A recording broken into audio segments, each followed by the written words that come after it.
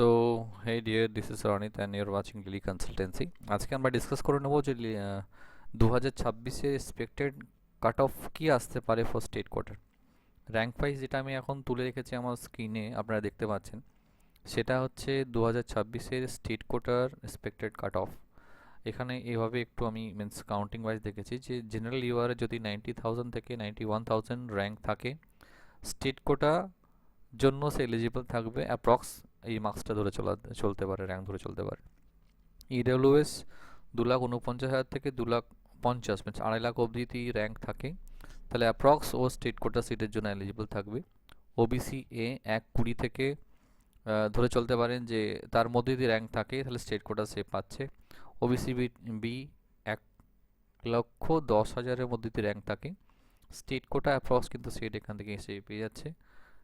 SC minimum approx 3.50 মানে 3.5 লাখের মধ্যে যদি র্যাঙ্ক থাকে, স্টেট কোটা সিট ডেফিনেটলি একটা ইনিশিয়েট পাচ্ছে।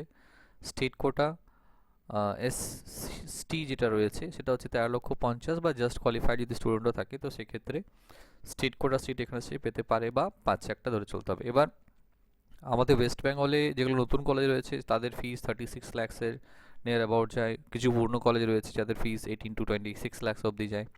তো সেগুলো ডিপেন্ড করছে যে স্টুডেন্ট কোন কলেজে চয়েস ফিলিংয়ের নিজের কলেজ রাখছে।